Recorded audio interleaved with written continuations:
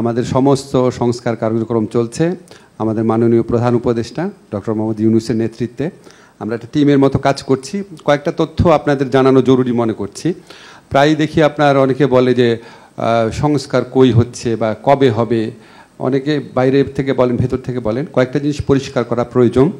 প্রথম যে 6টা সংস্কার কমিশন হয়েছিল, এর মধ্যে তারা যে প্রস্তাব দিয়েছিল সেই প্রস্তাবগুলোর মধ্যে আমরা আশু বাস্তবায়নযোগ্য যেগুলি আছে বাছাই করে আমরা অর্ধেকের মতো অলরেডি ইমপ্লিমেন্ট করেছি, অর্ধেকের মতো।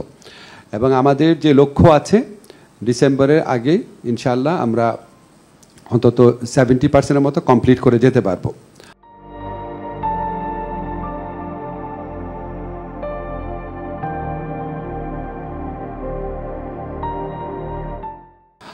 আর এখানে কিছু যে বিষয় ছিল 6টা কমিশনের প্রস্তাবের মধ্যে যেটা টাচ করে সংবিধানকে, সেখানে আমাদের কাছে মনে হয়েছে যে এটা আপনার বৃহত্তর রাজনৈতিক ঐক্যমত প্রয়োজন। সংবিধানকে টাচ করছে এরকম কোনো জিনিস তো আমরা অধ্যাদেশের মাধ্যমে বা এক্সিকিউটিভ অর্ডারের মাধ্যমে করতে পারি না। তারপর আমি ঐক্যমত কমিশনের সভাপতি আলী রিয়াজ ভাইয়ের সাথে কথা বলেছি যে কিছু বিষয় উপস্থাপন করা হয়েছে এমনভাবে যেটা সংবিধানকে টাচ করে, আসলে টাচ করে না। যেমন আপনার স্থায়ী কমিটিগুলোর প্রধান কে হবে, এটার জন্য আমার সংবিধান পরিবর্তন করা দরকার নেই, এটা রুলস অফ প্রসিডিওর চেঞ্জ করলেই হয়।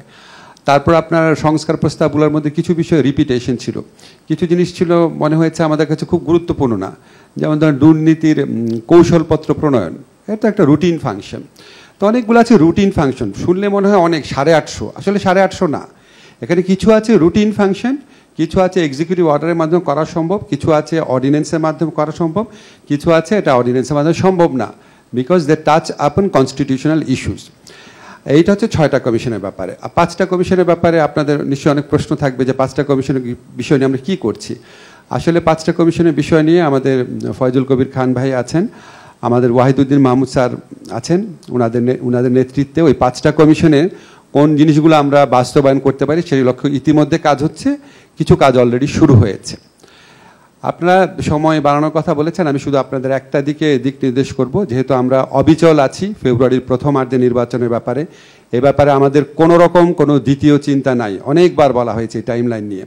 তো ফেব্রুয়ারিতে যদি আমরা ইলেকশন করি, আমাদের যদি শিডিউল ঘোষণা হয়, শিডিউল ঘোষণার পরে তো আমরা কোনো লিগাল অ্যামেন্ডমেন্ট করতে পারবো না। তো আপনারা এই সময়টা খেয়াল রাখবেন, আমাদের তো সময় প্রয়োজন। আমরা ধরে নিয়েছি যা করার আইনগত পরিবর্তন আমাদের 30 নভেম্বরের মধ্যে করতেই হবে।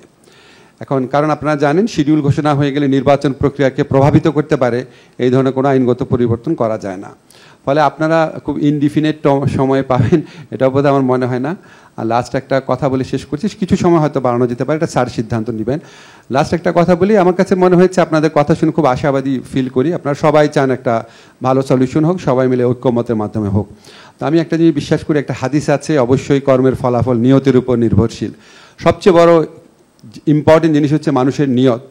আমাদের যদি নিয়ত থাকে যে আমরা গণ অভ্যুত্থানের যেই ঐক্য আছে সেই ঐক্যকে ধরে রাখবো, আমরা দেশকে ফ্যাসিবাদ ফিরে আসার সুযোগ কোনো রকম দিব না, আমরা আমাদেরকে বিপদগ্রস্ত করব না, এটাই যদি আমাদের সবচেয়ে বড় নিয়ত হয়, তাহলে সমাধান কোনো কঠিন ব্যাপার হবে না বলে আমি বিশ্বাস করি।